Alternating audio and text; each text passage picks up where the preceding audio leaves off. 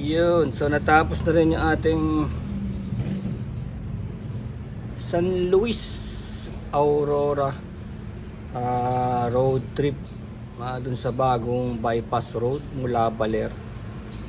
So gamit natin yung bike na yun, no? Yung CB110, dahil nga ang kasabay natin is 115 Yamaha PG 1115. Yun ang ginamit natin, yung CB110.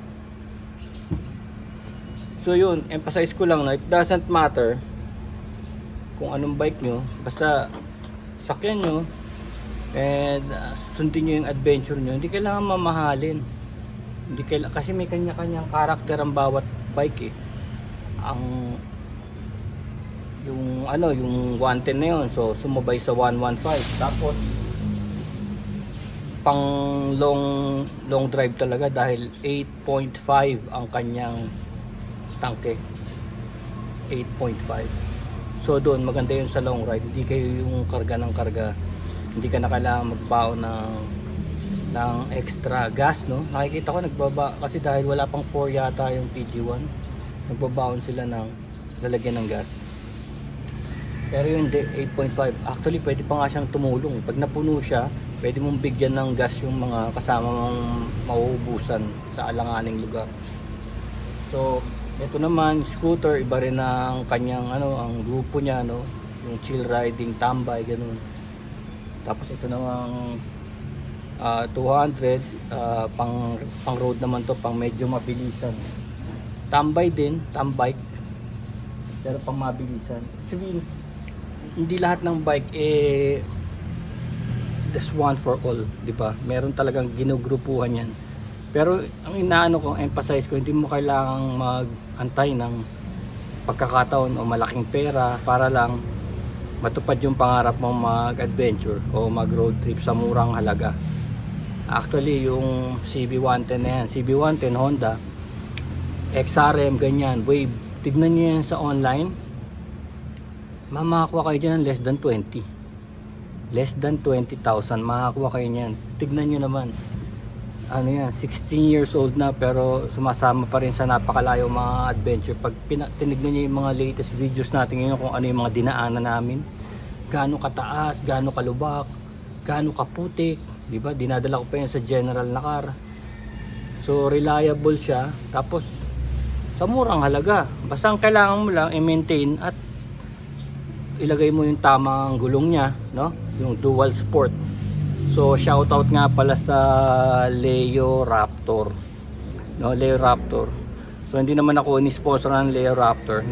Pagkabili ko lang nagulat ako sa murang halaga, ganun ang performance niya. On the road, makapit.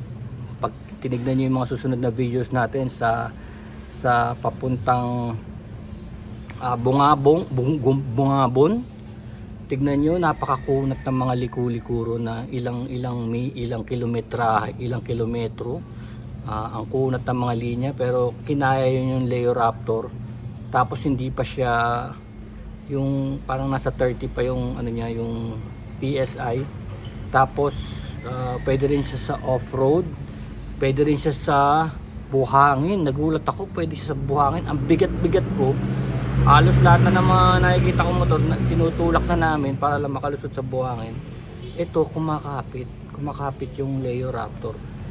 At ang nakakagulat, yung front ng Leo Raptor is yung 1.75 is hindi pala 2.75, is 600 plus lang pesos, 600 pesos. Tapos yung likod niya is 3.0, 900. So isipin mo 600 at 900. Ang problema lang dyan, meron siyang tube kasi mura nga eh. Pero nagulat ako sa murang halaga na nagawa niya yun, yung Leo Raptor tire na yun. So yun, tapos yun, maintain nyo lang yung motor, change oil, linisin ng spark plug or palit spark plug, tapos palitan ng air filter. Yun, tapos check nyo yung preno, kasi ginawa namin ni Utod dyan, chinek namin yung preno na talagang lumalaro siya ng maganda para maganda ang braking system mo, walang bigla-bigla. Delikado kasi pag bigla-bigla, sesemplang ka. Wala namang ABS yan eh. Kaya lang maganda dyan, Problema lang dyan, pag sobrang taas na yung inakit yung bundok, hirap na hirap siyang huminga dahil hindi nga siya FI. Carb siya. Carb yung CB110 or mga lumang Wave or lumang XRM, no? O ano pang mga bikes na ano. Kasi nasasabi ko lang yung mga brands na meron ako eh. Meron akong Wave, meron akong XRM. Kaya ano, pero palagi ko may counterpart yun sa ibang brands, no? Suzuki, Kawasaki, Yamaha. Meron din siyang mga counterparts ng mga ganyang ano, kasi tinatapatan lang naman nila yan eh. No? So yun, wag na kayong magantay ng sobrang yung makapag-loan kayo ng malaking halaga. Hindi naman kailangan bago. Pagka kasi yung motor yan, maraming motor eh. Sigurado dadaan sa buhay mo napakaraming motor. Pero aanin mo yung motor kung wala ka namang memories na ginagawa kasama yung motor. Wala ka namang memories kasi mas importante yung memories at saka yung mga pagkakataon na may mga kasama ka, no? Na may banding kayo ng mga kaibigan mo na talagang mas malalim pa kaysa ron sa mga kaibigan mo lang sa office or ano, di ba? Ito talaga survival to.